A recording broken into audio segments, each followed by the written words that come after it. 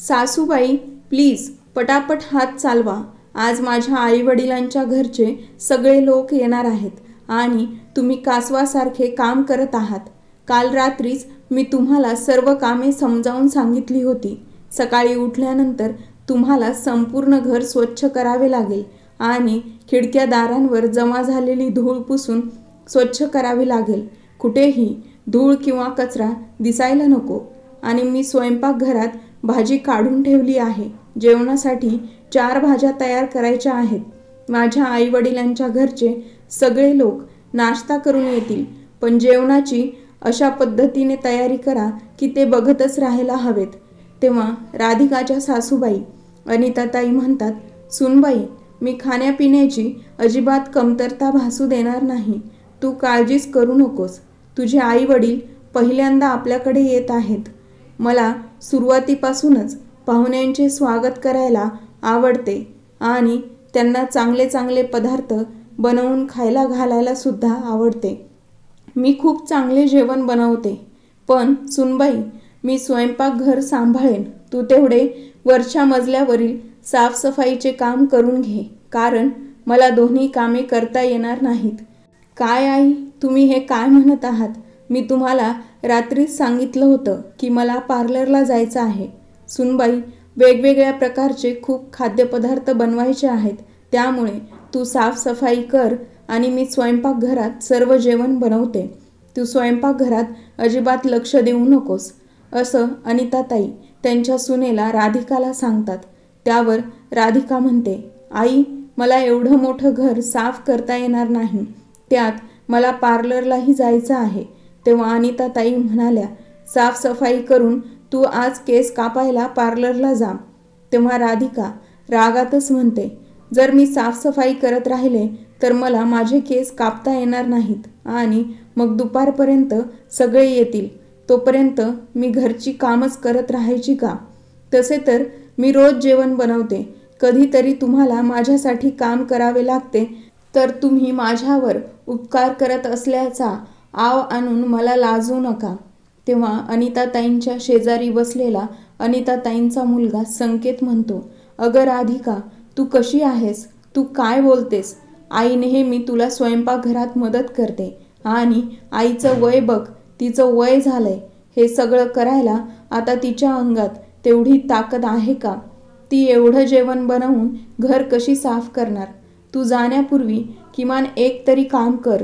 आईने तुला काम करण्यास किंवा स्वयंपाक करण्यास सक्ती केलेली नाही. तिचे एवढेच म्हणणे आहे की जर तुला सर्व कामे करता येत नसतील तर तू थोडी तरी मदत कर.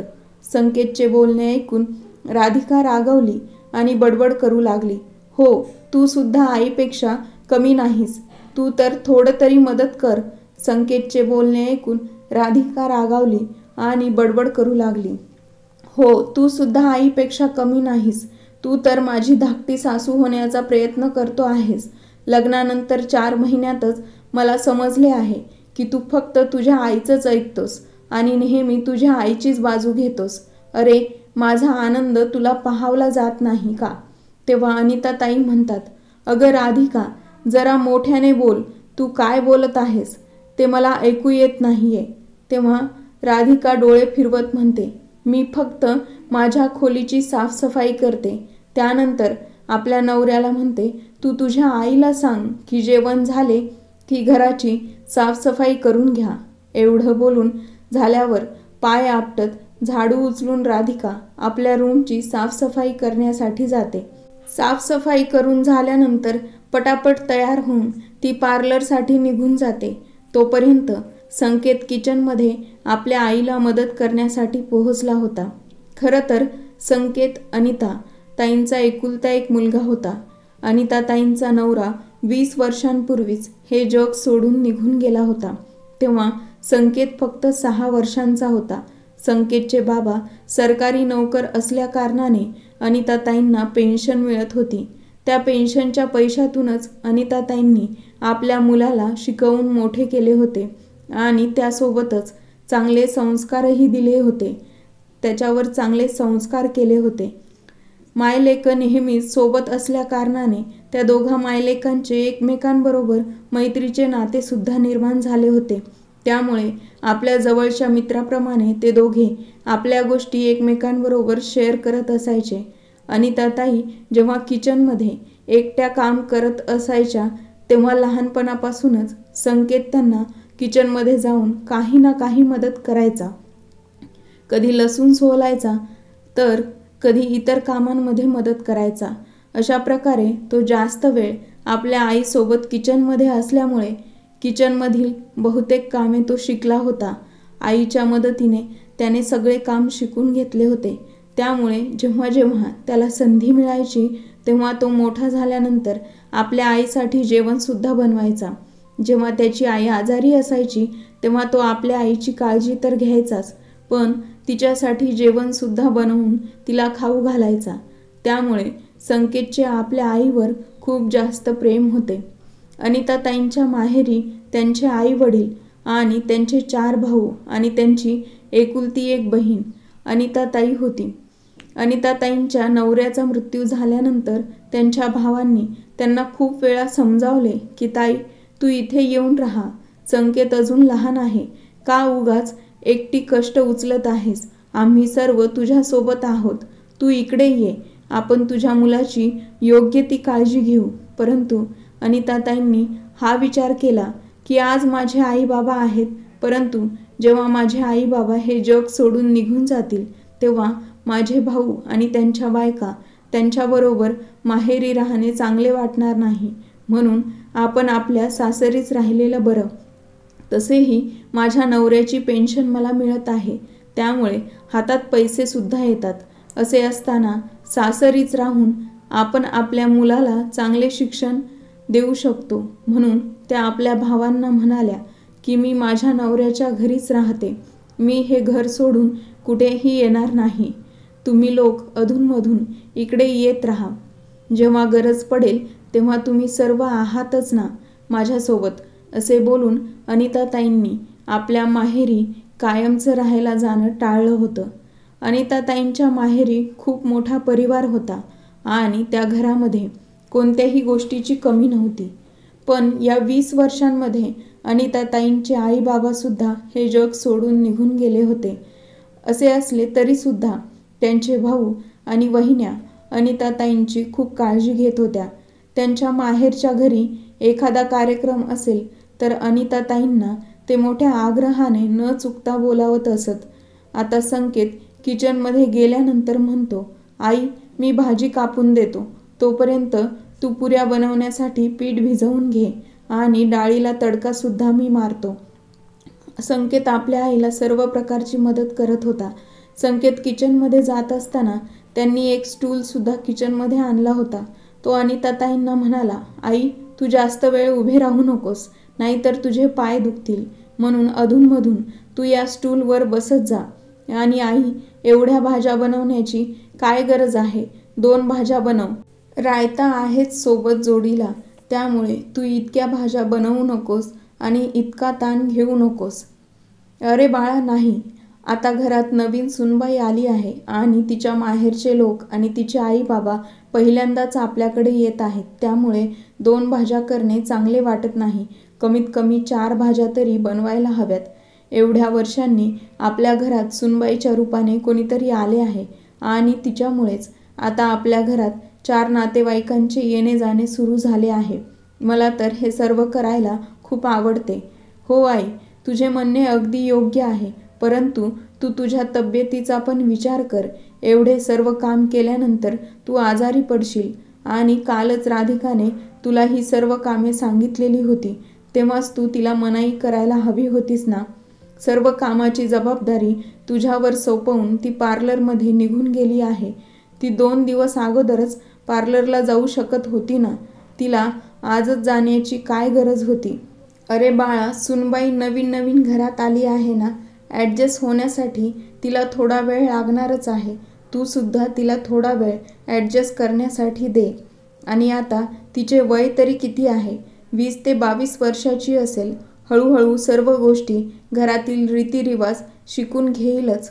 हो आई, मला सुद्धा तेच म्हणायचे आहे की राधिका आता काही दूध पिणारी मुलगी राहिलेली नाही. ती आता 20 ते 22 वर्षांची झाली आहे.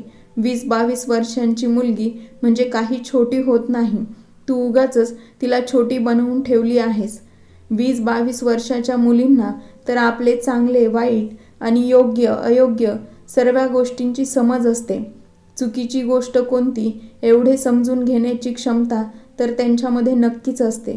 तू विनाकारण तिला लहान लहान म्हणून डोक्यावर चढवून घेत आहेस. जेव्हा ती तुझ्या डोक्यावर बसेल ना, तेव्हा मला सांगू नकोस की सुनबाई माझे काही ऐकत नाही.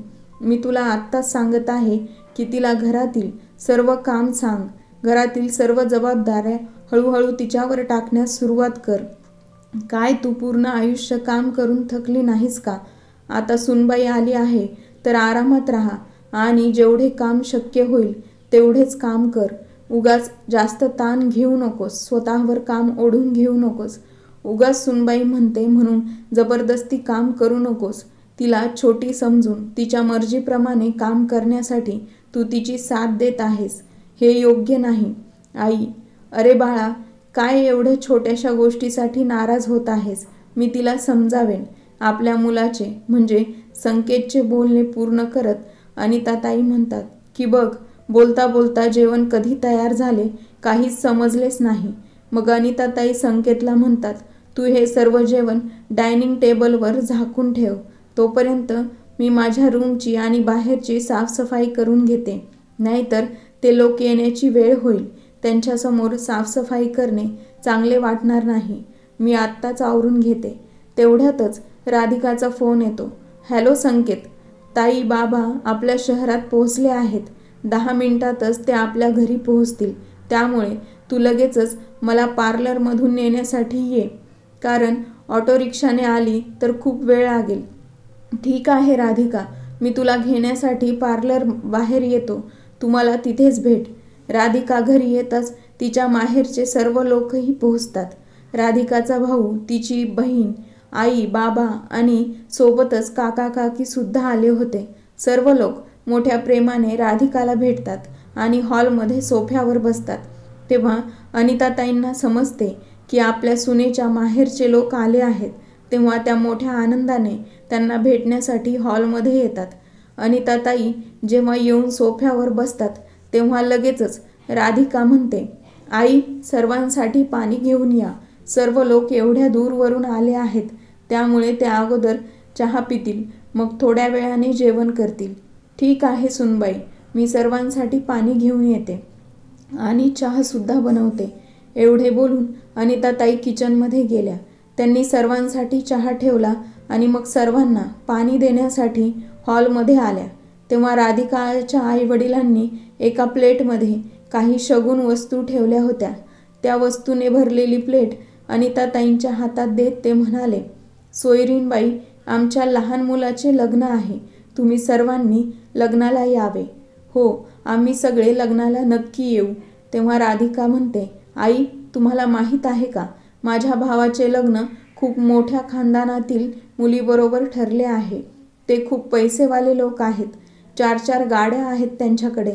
तसे तर माझ्या भावासाठी मोठमोठ्या घरातील मुली सांगून येत होत्या. एकतर आमदाराची मुलगी माझ्या भावासाठी सांगून आली होती. पण काय करणार, ही मुलगी माझ्या भावाला आवडली होती. त्यामुळे या मुलीबरोबर त्याचे नाते पक्के करण्यात आले. नाहीतर ते आमदार त्यांच्या मुलीचे माझ्या भावाबरोबर लग्न करून देण्यासाठी 50 लाख रुपये देण्यासाठी तयार झाले होते. तेव्हा हसतच अनिताताई म्हणाल्या, ही तर खूप चांगली गोष्ट आहे. कारण सुनबाई, मुलगी नेहमी मुलाच्या पसंतीची असायला हवी. आता बघ ना, तुला सुद्धा माझ्या मुलाने पसंत केली होती. माझ्या मुलाची आवड किती चांगली आहे. हो, मी आहेच किती सुंदर. राधिका अगदी तोऱ्यातच म्हणाली, आई, आता इथे बसून गप्पाच मारत राहणार आहात का, की किचनमध्ये जाऊन जेवण वाढायला घेणार आहात? सर्वांच्या जेवणाची वेळ झाली आहे. राधिका, सर्व जेवण तर डायनिंग टेबलवर ठेवले आहे. फक्त थोडे गरम कर, असे राधिकाकडे पाहत संकेत म्हणतो. तेव्हा राधिका म्हणते, हो संकेत, मला माहीत आहे. सर्व जेवण डायनिंग टेबलवर ठेवले आहे. तसे आजचे पूर्ण जेवण मीच तर बनवले आहे, फक्त ते गरम करण्यासाठी आईंना सांगत आहे. आई एवढे सुद्धा करू शकणार नाहीत का? राधिकाचे असे बोलणे ऐकून अनिताताई आणि संकेत त्यांच्यासोबतच तिचा दादा आणि वहिनी हैराण होतात. मग तिचा दादा म्हणतो, राधिकाने सर्व जेवण बनवले हे कसे शक्य आहे? कारण 4 महिन्यांपूर्वी माहेरी असताना ती कधी किचनमध्ये डुंकून सुद्धा पाहत नव्हती. फक्त स्वतःच्या रूममध्ये बसून ऑर्डर करत असायची. घरातील कोणतेच काम हिला येत नाही. जर एखाद्या वेळेस घरात 4 पाहुणे आले तर काही मदतीची गरज लागली तरी सुद्धा राधिका हिच्या रूममधून बाहेर पडायची नाही. मग सासरी आल्याबरोबर एकदम ही सर्व कसं काय करायला शिकली? हे कसे शक्य आहे? कारण माहेरी असताना तर तिला काहीच जमत नव्हते. तेवढ्यातच राधिकाची वहिनी आणि किचनमध्ये जाऊन अनिताताईंची मदत करू लागते. सर्व लोक जेवत असताना राधिका पाहत असते की जणू काही सर्व जेवण तिनेच बनवले आहे आणि तिला सर्वांना हे दाखवायचे असते की बघा मी माझ्या सासरी किती काम करते. पण जेवताना सुद्धा राधिकाचा दादा राधिकाला चिडवत असतो की राधिका, वाटत तर नाही की एवढे स्वादिष्ट जेवण तू तुझ्या हाताने बनवले असशील.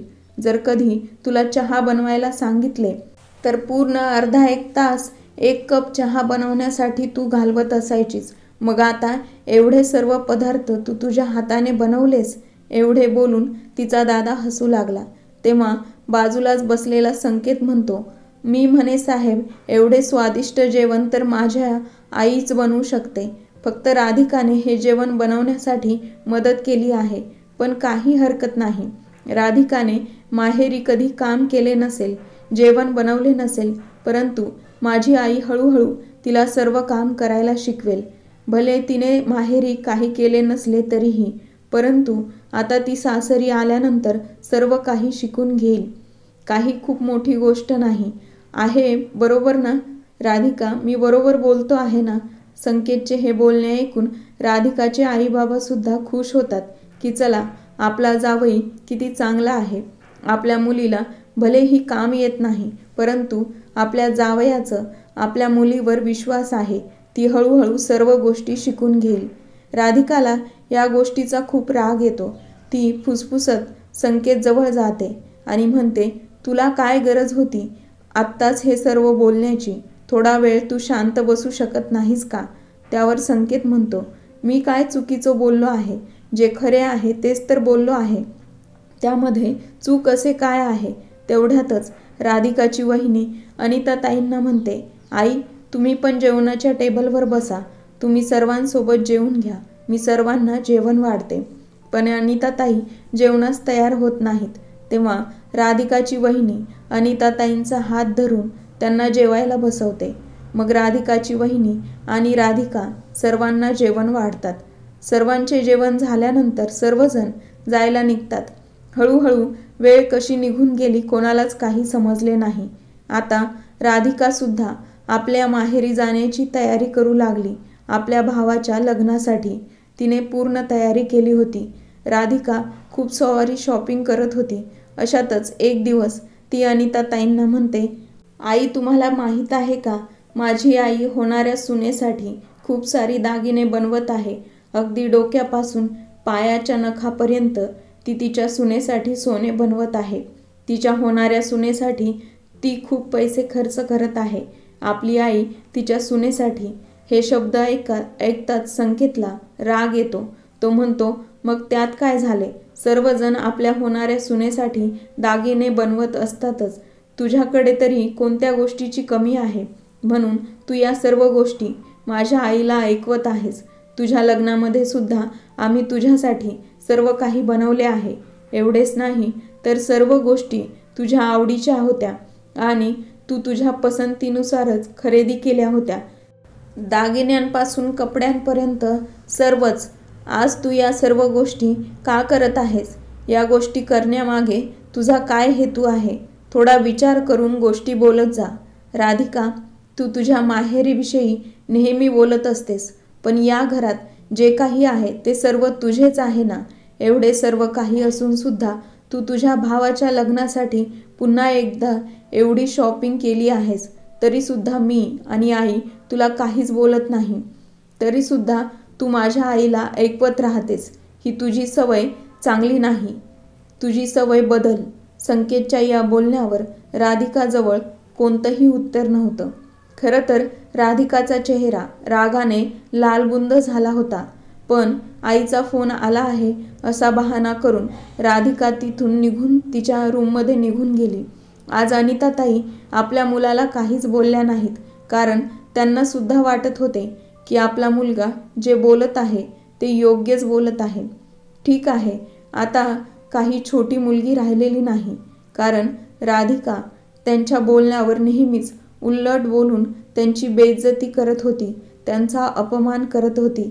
राधिकाला तिच्या आईवडिलांचा मान सन्मान हवा असतो, परंतु ती आपल्या आईचा मान राखत नाही, म्हणजे सासूबाईंचा मान राखत नाही. संकेतचे हे बोलणे अनिताताईंना सुद्धा पटू लागले होते, कारण अनिताताईंचा मान सन्मान तर दूरच, पण संधी मिळताच राधिका त्यांचा अपमान करत असायची. संकेतला वाटायचे की माझी आई माझ्या बायकोसाठी कोणत्याच गोष्टीची कमी ठेवत नाही. स्वतः मुलाने आपल्या आईला समजावून सुद्धा तिने कधीच आपल्या मुलाचे ऐकले नाही. उलट तिने आपल्या सुनेचे लाडच केले. पण राधिकाला ही गोष्ट समजतच नव्हती. दुसऱ्या दिवशी राधिका आपल्या भावाच्या लग्नासाठी तयार झाली तेव्हा ती आपल्या सासूबाईंना म्हणाली, आई, माझ्या भावाच्या लग्नाला खूप श्रीमंत लोक येतील आणि शहरातील मोठ्या हॉटेलमध्ये त्यांचे लग्न आहे. त्यामुळे तुम्ही येताना थोड्या नीट या. कोणतीही साधी आणि स्वस्त साडी नेसून येऊ नका, नाहीतर माझे नाक कापले जाईल. एकदा तुम्ही माझ्या माहेरी या, मग तुम्हाला दाखवते की माझ्या माहेरचे लोक किती श्रीमंत आहेत, त्यांच्याकडे किती पैसा प्रॉपर्टी आहे. आता अनिताताईसुद्धा हैराण होऊ लागल्या होत्या, कारण त्यांची सून त्यांच्या गप्प राहण्याचा फायदा उचलत होती आणि जेव्हा संधी मिळेल तेव्हा त्यांना कमी लेखण्याचा प्रयत्न करत होती, सतत त्यांचा अपमान करत होती. राधिका ही गोष्ट पाहत नव्हती की तिच्या सासूबाई तिचे किती लाड करून तिच्यावर प्रेम करतात. प्रत्येक गोष्ट पूर्ण करण्यासाठी त्या स्वतःच प्रयत्न करतात. त्या आपल्याला त्यांच्या मुलीप्रमाणे ठेवण्याचा प्रयत्न करतात. ही गोष्ट राधिकाला दिसतच नव्हती, कारण अनिताताईंना नेहमीच वाटायचे की माझे कुटुंब छोटे आहे, एकच मुलगा आहे आणि एकच सून आहे, त्यामुळे मी त्या दोघांवर सारखेच प्रेम करेन. भले ती माझी सून असेल, परंतु ती मला माझ्या मुलीप्रमाणेच आहे. पण अनिताताईंची सून राधिका नेहमीच तिच्या माहेरचे गुणगान गाण्यामध्ये व्यस्त असायची आणि आपल्या सासूबाईला कमी लेखायची. तेव्हा अनिताताईंना वाटायचे की आपल्या सुनबाईमध्ये कधी समज येईल आणि तिला या सर्व गोष्टी कधी समजतील आणि ती माझा मनापासून स्वीकार करेल.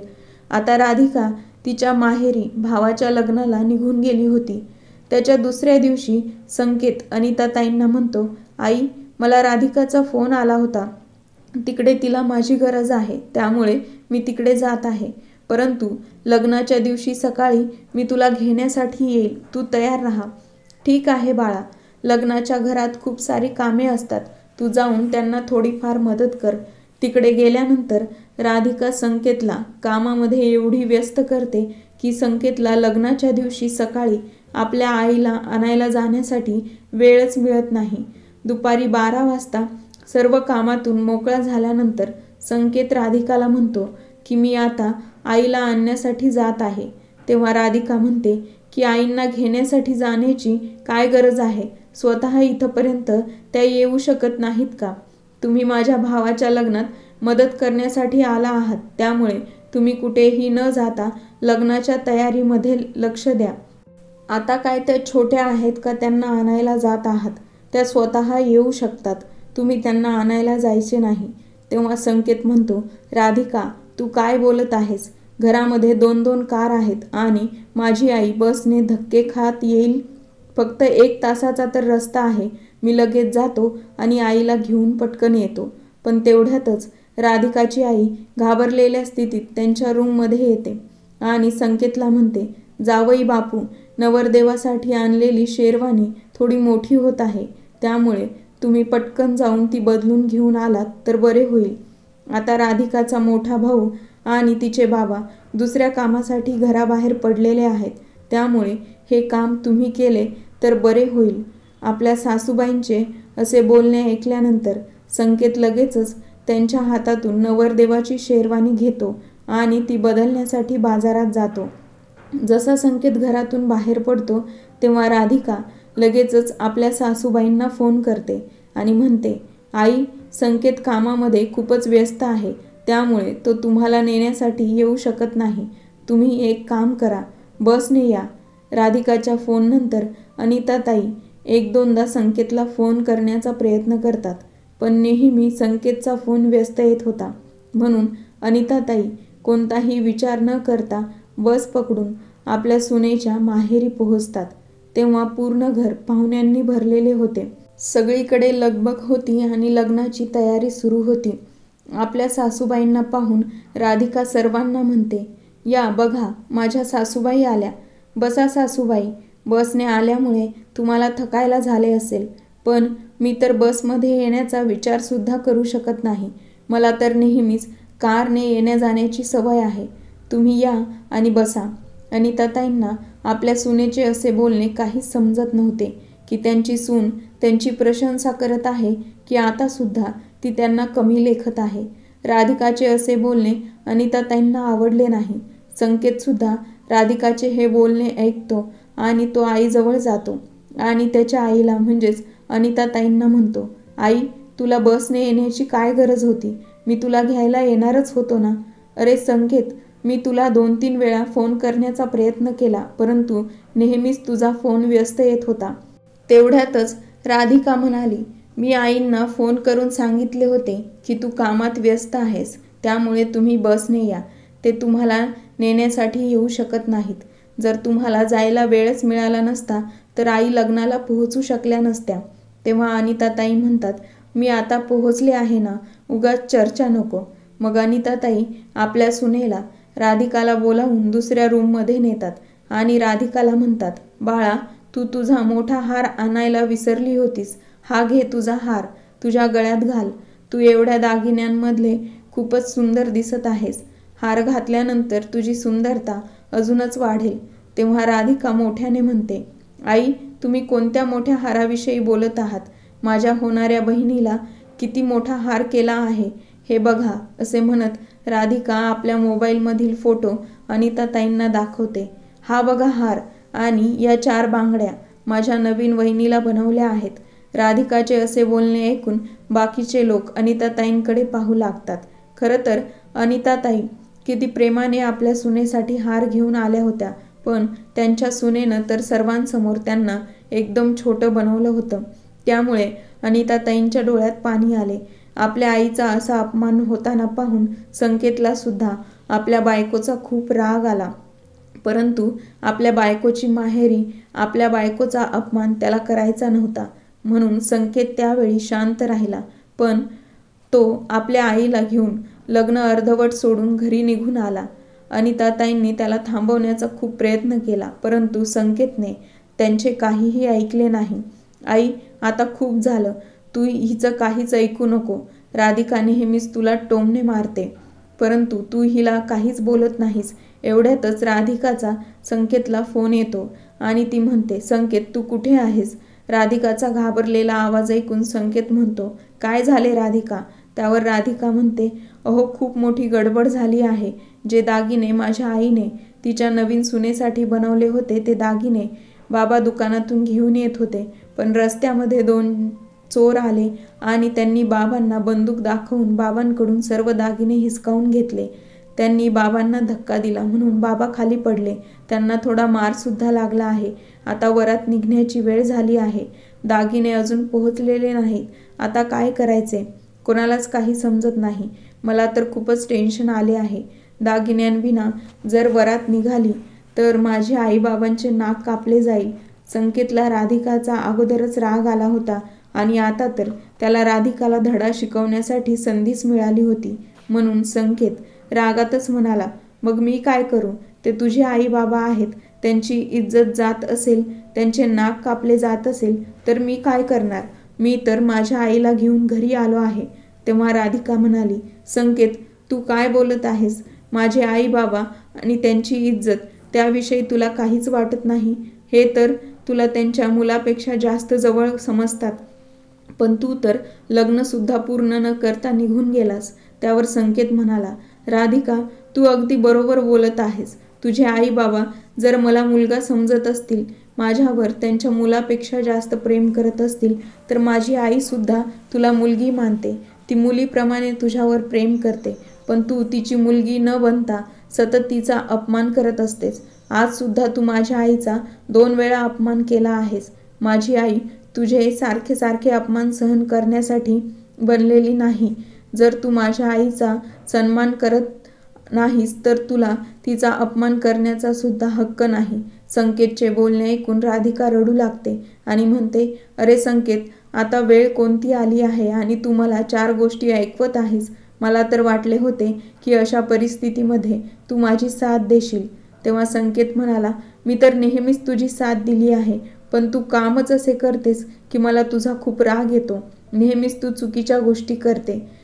खरं तर तुझ्याकडून कोणत्याही गोष्टीची कमी नाही व जे काही आहे ते तुझ्या एकटीचेच आहे. तरी तू माझ्या आईला 4 गोष्टी ऐकून सतत तिचा अपमान करत असतेस.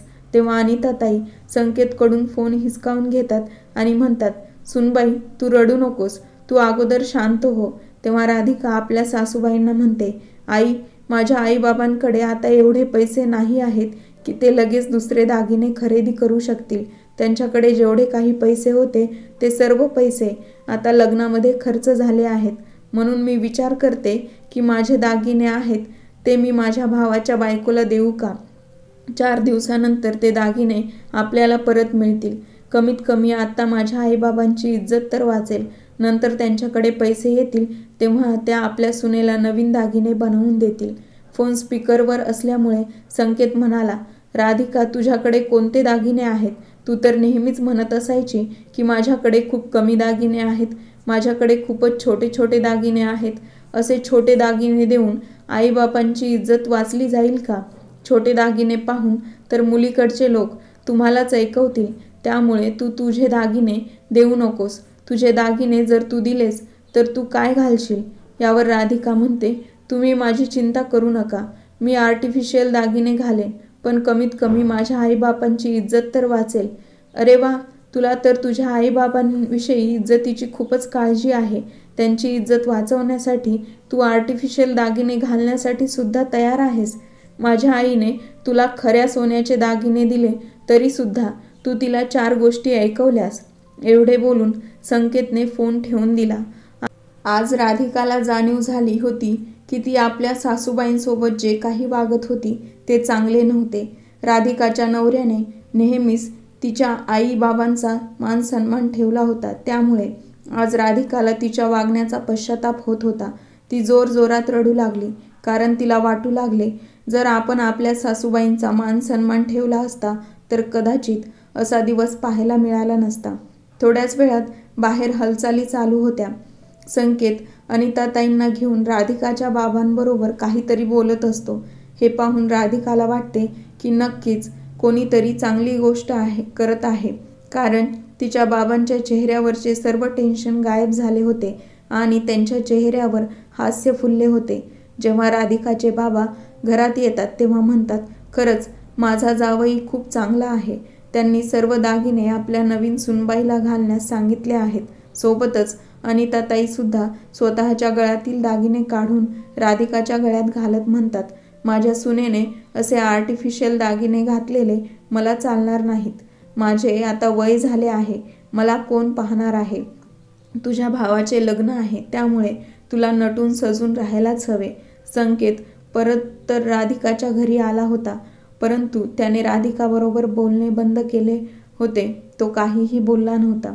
लग्नाचे सर्व विधी होईपर्यंत त्याने राधिकाबरोबर अबोलाच धरला होता. पण राधिकाच्या मनात आपल्या सासूविषयी वेगळेच भाव निर्माण झाले होते. लग्न पूर्ण झाल्यानंतर राधिका आपल्या सासूबाईंबरोबर बोलण्याची संधी शोधत होती, पण तिला संधी मिळत नव्हती. लग्न झाल्यानंतर जेव्हा अनिताताई जायला निघाल्या तेव्हा सर्वांसमोर राधिका अनिताताईंचा हात पकडून त्यांची माफी मागू लागते आणि म्हणते, आई, मला माफ करा. माहीत नाही मी तुमचा किती वेळा अपमान केला असेल. जेव्हा मला त्या गोष्टीची आठवण होते तेव्हा माझीच मला लाज वाटू लागते. पण तुम्ही नेहमीच मनाचा मोठेपणा दाखवत आला आहात. तरीसुद्धा मी मूर्खपणा करत होते. आता मी स्वतः माझ्यामध्ये बदल करण्याचा प्रयत्न करेन आणि तुम्हाला माझी सासू म्हणून नाही तर आई बनवण्यासाठी प्रयत्न करेन. खरं तर मी खूप नशीबवान आहे की मला तुमच्यासारखी सासू मिळाली आहे. तेव्हा अनिताताई आपल्या सुनेला माफ करतात. जेव्हा ही गोष्ट संकेतला समजते की आपल्या बायकोने आपल्या आईची माफी मागितली आहे तेव्हा त्याला खूप आनंद होतो. हळूहळू आता राधिकाच्या स्वभावामध्ये बदल होतो. त्यामुळे ती आता हळूहळू आपल्या सासूबाईंचा मानसन्मान करू लागते. त्यांच्यासोबत हळूहळू घरातील कामेसुद्धा शिकण्याचा प्रयत्न करते. खरं तर ही गोष्ट गरजेची नाही की लग्ना अगोदर प्रत्येक मुलीने घरातील काम शिकायला हवे. खूप साऱ्या मुली अशा असतात की त्यांना घरातील जबाबदाऱ्यांची जाणीव नसते, परंतु लग्न झाल्यानंतर अशा मुली सासरी गेल्यानंतर आपल्या जबाबदाऱ्या समजून घेतात आणि ती जबाबदारी पार पाडण्याचा प्रयत्न करतात. परंतु ज्या मुली आपल्या जबाबदाऱ्या समजून घेण्याचा प्रयत्न करत नाहीत त्यांच्या संसारामध्ये अडथळा निर्माण होतो. मुलींबरोबर त्यांच्या आईबाबांची सुद्धा जबाबदारी असते की लग्न काही छोटा मोठा शब्द नाही. लग्न म्हणजे जबाबदारी जी योग्य रीतीने पार पाडावी लागते. जबाबदारी ही हळूहळू योग्य रीतीने पार पाडली तर आयुष्य सुखमय होऊन जाते. चुकी तर प्रत्येकाकडूनच होत असते, पण अशा चुकांमधून सुधार आणून आपण आपले आयुष्य सुधारण्याचा प्रयत्न करून आनंदी जीवन जगायला शिकायला हवे. तर आजची ही कथा कशी वाटली नक्की सांगा. चॅनलला लाईक, शेअर आणि सबस्क्राईब करायला विसरू नका. भेटूया नवीन एका व्हिडिओमध्ये नवीन एका कथेसह.